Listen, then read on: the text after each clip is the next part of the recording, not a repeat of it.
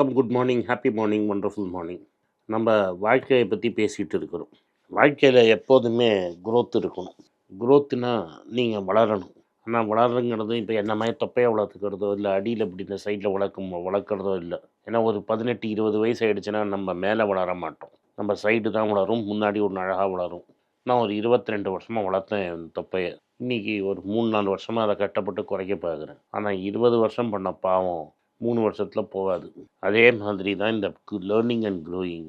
பல பேர் என்கிட்ட என்ன கேட்குறீங்கன்னா, எப்படி சார் நீங்கள் இந்த ப்ரமோட்டர்ஸ் எல்லாம் தெரிஞ்சு வச்சுருக்கீங்க எல்லா விஷயத்தையும். ஏன்னா ஒரு நல்ல பழக்கம் என்னென்னா, கெட்ட பழக்கமோ நல்ல பழக்கமோ 10 வயசுலேயும் டெய்லி ஹிந்து பேப்பர் படிக்கிறது கம்பல்சரி. ஹிந்து பேப்பர் படிக்கிறது கம்பல்சரியானதுனால இதெல்லாம் நம்மளுக்கு லேட்டஸ்ட்டாக என்ன நடக்குதுங்கிறது நம்மளுக்கு பக்காவாக தெரியும். அதனால் நம்மளை புது ஸ்கில்ஸு கற்றுக்கிட்டே இருந்தால் தான் நம்ம ரிலவெண்ட்டாக இருக்க முடியும். அப்ஸ்கில் பண்ணிக்கலைன்னா நீங்கள் ரிலவெண்ட்டாகவே இருக்க முடியாது. நீங்கள் அது உங்கள் பர்சனல் க்ரோத்தாக இருக்கட்டும், இல்லை ப்ரொஃபஷ்னல் க்ரோத்தாக இருக்கட்டும், ரெண்டுத்துக்குமே அப்ஸ்கில் பண்ணிக்கிறதுங்கிறது வேணும். பர்சனல் க்ரோத்னால் உங்களோட ஹெல்த்து நல்லா வச்சுக்கிறதுக்கு, உங்களோட நடை உடை பாவம் எல்லாத்தையுமே நல்லா வச்சுக்கிறதுக்கு எல்லாமே லேர்னிங் வேணும். என்ன வாயில் போடலாம், என்ன வாயில் போடக்கூடாது, என்ன சாப்பிட்லாம், என்ன சாப்பிடக்கூடாது, மினிமம் நீங்கள் என்ன எக்ஸசைஸ் பண்ணணும், என்ன ஆக்டிவிட்டி பண்ணணும், என்ன ப்ரிகாஷன் எடுக்கணும், அதெல்லாமே நம்மளுக்கு லேர்னிங்கில் மூலமாக தான் கிடைக்கும். அண்ட் அதுவும் இப்போ இந்த சோஷியல் மீடியாவில் இருக்கும்போது எது உண்மை எது பொய்ங்கிறதே நம்மளுக்கு தெரியாது. இந்த ட்ரூத்தையும் பொய்யும் பிரித்து பார்த்து நம்ம பேசணும். நம்ம எதை பேசினாலும் ஐடியாலஜியை உள்ளே கொண்டு வந்துடுவாங்க. அதனால் நீங்கள் கரெக்டான சோர்ஸில் படிக்கிறோமாங்கிறதும் முக்கியம். நம்ம அப்படியே ஒரு ஆளை ஃபாலோ பண்ணிவிட்டு பாதி தூரம் போன அப்புறம் அவனே தப்புன்னு தெரிஞ்சு திரும்பி ரிட்டர்ன் முதல்ல இடத்துலேருந்து ஆரம்பிக்கணும். இது சம்டைம்ஸ் வாழை மரத்தில் ஏறுற மாதிரி இருக்கும், சம்டைம்ஸ் வழுக்கும். ஆனால் ஒரு குரங்கு மரத்துலேருந்து கீழே விழுந்தால் என்ன பண்ணும், இடுப்பை தட்டிட்டு திரும்பி மேலே ஏறும். நம்மளும் வாழ்க்கையில் அது மாதிரி தான் ஏறணும். எப்போதும் நாலேஜ் கற்றுக்கணும். சம்டைம்ஸ் தப்பான ஆளை ஃபாலோ பண்ணிட்டோன்னா கரெக்ட் பண்ணி திரும்பி வாழ்க்கையை கரெக்ட் பண்ணிகிட்டே போகணும். எப்போதும் நம்மளுக்கு முன்னாடி இருக்கிற திரை திறந்துகிட்டே இருக்கணும். நம்ம பெட்டராக போயிட்டே இருக்கணும். Both personal and professional growth. நாலேஜுக்காக நீங்கள் படிக்க ஆரம்பிச்சிங்கன்னா என்றைக்காவது ஒரு நாளைக்கு அது ப்ரொஃபஷ்னலுக்கும் யூஸ் ஆகும். அதனால் பர்சனல் வேறு ப்ரொஃபஷ்னல் வேறு அப்படின்னு பார்க்கறது தப்பு. நான் பல தடவை சொல்லிட்டேன், ஏன்னா இன்றைக்கி திரும்பி சொல்லியே தீரணும். நான் இன்றைக்கி இருக்கிறவங்கள என்னோடய ஜெனரேஷனுக்கு கீழே இருக்கிறவங்க எல்லாரையும் பார்க்குறது என்ன பெரிய ப்ராப்ளம்னா, காலேஜுக்கு அப்புறம் நீங்கள் புஸ்தகத்தையே திறக்கிறது இல்லை. காலேஜுக்கு அப்புறம் நீங்கள் புஸ்தகத்தை திறக்கலைன்னா வாழ்க்கையில் எங்கேயுமே போக மாட்டீங்க. நம்மளை கிரிட்டிசைஸ் பண்ணுறவங்க தான் நம்ம ஃப்ரெண்ட்ஸ். உங்களுக்கு நேராக உங்களை முகஸ்துதி பாடுறவங்க உங்கள் நண்பர்கள் இல்லை. நீ சூப்பராக பண்ணுற, ஒண்டர்ஃபுல்லாக பண்ணுற, நீ கிரேட்டாக பண்ணுற, நீ அப்படி பண்ணுற இப்படி பண்ணுறன்னு சொல்கிறது நம்மளுக்கு யூஸு கிடையாது. அது நம்மளுக்கே தெரியும். ஆனால் நம்ம கன்ஸ்ட்ரக்டிவாக நீங்கள் பண்ணுறதுல இந்த தப்பு இருக்குது, இதை இப்படி நிறுத்தி இப்படி பண்ணலாம் அப்படின்னு நீங்கள் சொன்னீங்கன்னா உங்களுக்கு பெரிய விஷயம். நீங்கள் அதை விட்டுட்டு சும்மா ப்ரைஸ் பண்ணுறவங்க கூடயே சுற்றுறது, கிரிட்டிசைஸ் பண்ணுறவனை கண்டுக்காமல் இருக்கிறது, இதெல்லாம் தப்பு. ஆனால் கிரிட்டிசைஸ் பண்ணுறவனை அக்செப்ட் பண்ணிக்கிறது ரொம்ப இம்பார்ட்டண்ட்டு. ஸோ அதனால் மன்மோகன் சிங் ஒரு இடத்துல சொல்லுவார், அடுத்த ஜெனரேஷன் எக்கனாமிக்ஸ் உள்ளே கொண்டு வான்னு மான்டேக்கிட்ட சொல்லுவார். அப்போ நீங்கள் ராஜனை உள்ளே கூட்டிகிட்டு வான்னு ஒரு இடத்துல சொல்லும்போது மான்டேக்கோ யாரோ ஒருத்தர் மன்மோகன் சிங்கிட்ட சொல்லுவார், அவன் தான் உங்களை கிரிட்டிசைஸ் பண்ணுறான், அவனை எதுக்கு உள்ளே கூப்பிட்டு வரீங்கன்னு. அப்போ மன்மோகன் சிங் சொல்லுவார், நம்மளை கிரிட்டிசைஸ் பண்ணுறவன் தான் உள்ளே இருக்கணும், அவன் தான் நம்மளுக்கு அட்வைஸ் பண்ணணும். அது ஒரு கபீருக்கு ஒரு தோகாவை ஒன்று சொல்லுவார், துணி துவைக்கிறது சோப்பை போட்டு தேய்க்கிற மாதிரி ஆரம்பிப்பார். அது மாதிரி கபீர் தோகாவை சொல்லி நம்மளை கிரிட்டிசைஸ் பண்ணுறவன்னு உள்ள வச்சுக்கணும். ஆனால் இன்றைக்கி அப்படிலாம் கிடையாது. கிரிட்டிசைஸ் பண்ணால் நீங்கள் தேச துரோகி ஆகிடுவீங்க. அது ரொம்ப சேட். ஆனால் இந்த உங்களை கிரிட்டிசைஸ் பண்ணுறவங்ககிட்டேருந்து நீங்கள் என்ன கற்றுக்கலாங்கிறது ரொம்ப இம்ப்ரூவ்மெண்ட்.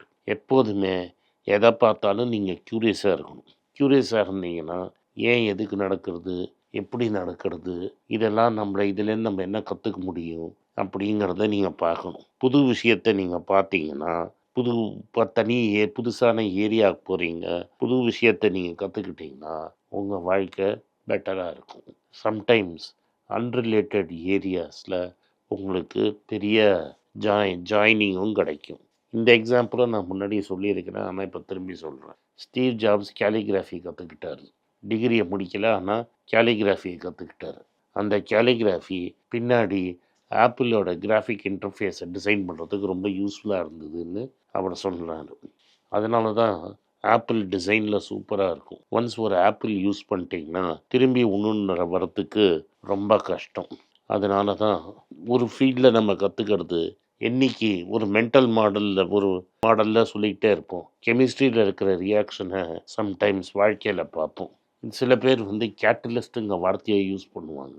கேட்டலிஸ்ட்டுங்கிறது கெமிஸ்ட்ரியில் ஒரு கெமிக்கல் ரியாக்ஷனை எனேபிள் பண்ணுறது. அதே மாதிரி வாழ்க்கையில் நம்மளுக்கு பல கேட்டலிஸ்ட் கிடைப்பாங்க. அவங்க நம்மளை எனேபிள் பண்ணி லைஃப்பில் கரெக்டான பாதைக்கு தள்ளி விடுவாங்க. அவங்க வருவாங்க போவாங்க. பட் அவங்க இல்லைன்னா, அவங்க அந்த தள்ளி விடலைன்னா நம்ம அந்த டைரக்ஷன்லேயே போயிருக்க மாட்டோம். நம்ம வாழ்க்கையே அந்த டைரக்ஷனில் போயிருக்காது. அந்த டைரக்ஷனை திருப்பி உங்களை கரெக்டான டைரக்ஷனில் விட்டுருவாங்க. வாழ்க்கையின் போக்கில் அவங்களோட நம்ம மறந்து போயிடுவோம். என்றைக்காவது ஒரு நாளைக்கு அவங்கள ஞாபகம் வரும். அதனால தான் நான் சொல்கிறது, இது மாதிரி கேட்டலிஸ்ட்டாக இருந்தவங்களெல்லாம் நம்ம மறக்கவே கூடாது. அவங்களுக்கு நம்ம நன்றி சொல்லணும். எப்போதும் அவங்கள ஞாபகம் வச்சுக்கணும். எப்போ நீங்கள் சொன்னாலும் அவங்கள ஞாபகப்படுத்தணும். அது ஞாபகப்படுத்துறதுங்கிறது நம்ம நன்றி மறக்காமல் இருக்கிறதுக்கு. அந்த கேட்டலிஸ்ட் இல்லைன்னா நம்ம லைஃப்பில் அந்த டேர்னிங் பாயிண்ட்டே நம்மளுக்கு கிடச்சிருக்காது. இதுதான் இம்பார்ட்டண்ட்டு. அடுத்தது உங்கள் இமோஷன் ரொம்ப இம்பார்ட்டண்ட்டு. கோபம் வர்றது ஈஸி. என்ன கேளுங்க, என்ன மாதிரி ஒரு கோபக்காரன்னு நீங்கள் பார்த்துருக்கவே மாட்டீங்க. கோபம் வருதுங்கிறது ரொம்ப ஈஸி. ஆனால் அந்த கோபத்தை கண்ட்ரோல் பண்ணுங்கிறது ரொம்ப இம்பார்ட்டண்ட்டு. ஏன்னா கோபம் வந்தால் ஏதாவது ஒரு டிசிஷனை கரெக்டாக எடுக்கிறோமா தப்பாக எடுக்கிறோமான்னு நம்மளுக்கு தெரியவே தெரியாது. உங்கள் மூஞ்சியிலேருந்து நீங்கள் தோக்குறீங்களா ஜெயிக்கிறீங்களா, உங்களுக்குள்ளே என்ன இமோஷன்ஸ் இருக்குதுன்னு தெரியவே கூடாது. அதை வந்து போக்கர் ஃபேஸ் அப்படின்னு சொல்லுவாங்க. போக்கர் விளையாடுற கேம்லேருந்து. இதுதான் ரொம்ப முக்கியம். இது மாதிரி ஜம்ப் பண்ணி கற்றுக்கிட்டவங்க ஒரே ஆள் பல ஏரியாவில் எக்ஸ்பர்டீஸ் வச்சுருப்போம். நீங்கள் 2 பெரிய எக்கனாமிஸ்ட் நம்ம வேர்ல்டில் இருந்தாங்க ஒரே சமயத்தில். ஒன்று கீன்ஸ், இன்னொன்று ஹயாக். 2 பேருமே பாலிகாட் அப்படிம்பாங்க. பல ஏரியாவில் எக்ஸ்பர்டீஸ் உள்ளவங்க.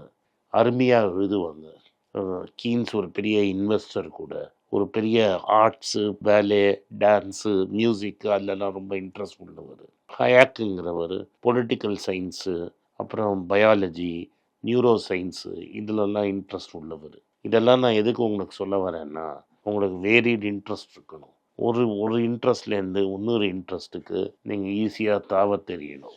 இப்போது பஃபெட் எடுத்திங்கன்னா அவருக்கு அவ்வளோ இன்ட்ரெஸ்ட் கிடையாது. ஆனால் அவரோட பாட்டர் குருநாதர் இருக்கிற சார்லி மங்கருக்கு பல இன்ட்ரெஸ்ட் உண்டு. ஆர்கிடெக்சரில் பெரிய இன்ட்ரெஸ்ட் உண்டு. புஸ்தகம் படிக்கிறதுல இன்ட்ரெஸ்ட் உண்டு. சைக்காலஜியில் இன்ட்ரெஸ்ட் உண்டு.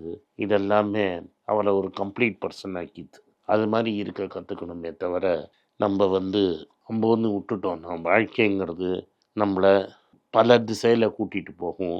அந்த திசைகளுக்கு வேணுங்கிற ஸ்கில்ஸு நம்மளுக்கு தேவைப்படும். ஒரு கம்பெனிங்கிறது பக்கத்தில் க்ரோ ஆகிட்டே இருக்கணும். சும்மா ஒரு கம்பெனி வந்து பணம் சம்பாதிச்சு எல்லா பணத்தையும் உங்களுக்கு டிவிடெண்ட்டாக கொடுத்துருச்சுன்னா அது மாதிரி கம்பெனியில் இருக்கிறது வேஸ்ட்டு. இப்போ நான் ஒரு கம்பெனி எடுக்கிறேன். என்னோடய favourite company Indian tobacco company, இல்லாட்டா ஐடிசின்னு உங்களுக்கு தெரிஞ்ச கம்பெனி. யோகி தேவேஷர்னு ஒரு மேனேஜர் வந்தார். அந்த சமயத்தில் தான் சிகரெட் ரொம்ப ஹார்ம்ஃபுல்லு, இனிமேல் சிகரெட் அட்வர்டைஸிங்கை மெதுவாக குறைக்கணும், இன்னும் கஷ்டமாக்கிட்டே போகணும், டேக்ஸை ஏற்றிக்கிட்டே போகணும், சிகரெட்டு கம்ப்ளீட்டாக வெளில எடுக்கணும், ஸ்மோக்கிங்கை குறைக்க வைக்கணும் அப்படிங்கிற ஒரு ஐடியா கவர்மெண்ட்டுக்கு வந்தது.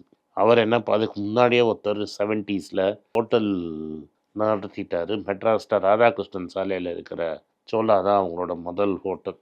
அங்கேருந்து அவங்க கொஞ்சம் கொஞ்சமாக ஹோட்டலுக்கு போனாங்க. அப்புறம் ஒரு ஃபைனான்ஸ் கம்பெனி ஆரம்பித்தாங்க. அந்த ஃபைனான்ஸ் கம்பெனி அப்படியே விற்றுட்டாங்க. சன்ட்ராப் ஆயில்னு ஒரு கம்பெனி ஆரம்பித்தாங்க, அதையும் விற்றுட்டாங்க. இது இப்படிலாம் அறகுறையாக பண்ணின்னு இருக்கும்போது யோகி தேவேஸ்வர் வந்து இதை வந்து கம்ப்ளீட்டாக நம்ம மாற்றலைன்னா நம்ம கம்பெனியை வந்து பின்னாடி எக்ஸிஸ்டே ஆகாது. 100 வருஷம் இருந்த இம்பீரியல் டொபாக்கோ கம்பெனிங்கிறது இந்தியா டொபாக்கோ கம்பெனியாக இருந்தது, மாறவே மாறாதுன்னு கொஞ்சம் கொஞ்சமாக ஸ்டெப் பை ஸ்டெப்பு பல இடத்துக்கு கொண்டு போயிட்டார். ஒரு பேக்கேஜிங் ஆரம்பித்தார், ஐடிசி பத்ராச்சலம்னு. மேட்ச் ஸ்டிக் ஆரம்பித்தார், அகர்பத்தி பண்ணார், எஃப்எம்சிஜியில் எல்லா இடத்துக்கும் கொண்டு போயிட்டார். இது எல்லாம் இன்றைக்கி ஐடிசியை ஒரு குளோபல் பிராண்ட் ஆக்கிடுச்சு. ஒரு ஐடி கம்பெனி கூட இருக்குது, அதில் ஒரு ட்ராவல் கம்பெனி கூட இருக்குது. இதெல்லாம் பார்த்தா எனக்கு வெறுத்து போயிடுவீங்க. வேறஸ் உலகத்தில் இருந்த மற்ற சிகரெட் கம்பெனிலாம் என்ன பண்ணுவாங்கன்னா, சிகரெட் வர லாபத்தை மேக்ஸிமம் டிவிடெண்ட்டாக கொடுத்துருவாங்க. இவங்க டிவிடெண்ட் மற்ற கம்பெனிலாம் இன்வெஸ்ட் பண்ணாமல் வெறும் டிவிடெண்ட்டாக கொடுத்துருந்தா, ஐடிசியில் உங்களுக்கு 2 மடங்கு பணத்தை கொடுத்துருக்கணும். அதை விட்டுட்டு அவர் திரும்பி மற்ற இடத்துல இன்வெஸ்ட் பண்ணதுனால இன்றைக்கி பல கம்பெனிகள் உங்களுக்கு கிடச்சிருக்கு. இன்றைக்கி ஐடிசி ஹோட்டல் முன்னாடி தனி கம்பெனியாக இருந்தது. இன்றைக்கி ஹோட்டல் தனியாக ஒரு கம்பெனியாக கிடைக்கிது. அந்த ஹோட்டல் அதோட டிவிஷனாக இருந்து உள்ளுக்குள்ளே போயிருக்கலன்னா இவ்வளோ தூரம் டெவலப்பே ஆகிருக்காது. ஒரு காலத்தில் இப்போ தனியாக விட்டப்புறம் ஒரு 10 வருஷத்தில் அது இன்னொரு இந்தியன் ஹோட்டல்ஸ் மாதிரி ஒரு பெரிய கம்பெனி ஆகலாம். இது மாதிரி அதுக்குள்ளே பல கம்பெனிகள் இருக்குது. கண்டினியூஸாக குரோத்தும் கண்டினியூஸாக அங்கே இருக்கிற எக்ஸிக்யூட்டிவ்ஸ் புதுசாக கற்றுக்கிறதுனால தான் ஐடிசி இவ்வளோ டைவர்சிஃபைட் ஆகிடுச்சு. ஐடிசிங்கிறது ஒரு கம்பெனி எக்ஸாம்பிள். நீங்கள் லைஃப்பை எப்படி நடத்தணும்னு ஒரு தப்பான இடத்துல இருந்து அங்கேருந்து தப்பிச்சு அதுலேருந்து வர பணத்தை மட்டும் எடுத்து எப்படி ஒரு நல்ல சொசைட்டிக்கு நல்ல ஒரு கம்பெனியாக க்ரியேட் பண்ண முடியுங்கிறதுக்கு ஒரு பெரிய எக்ஸாம்பிள். நன்றி, வணக்கம். இந்த வீடியோ உங்களுக்கு பிடிச்சிருந்ததுன்னா வீடியோவை லைக் பண்ணுங்கள், எங்கள் சேனலை சப்ஸ்கிரைப் பண்ணுங்கள், பெல் நோட்டிஃபிகேஷன் தட்டுங்க. இந்த வீடியோவை முடிஞ்சால் உங்கள் சொந்தக்காரங்களுக்கும் ஃப்ரெண்ட்ஸுக்கும் அனுப்புங்க. நன்றி, வணக்கம்.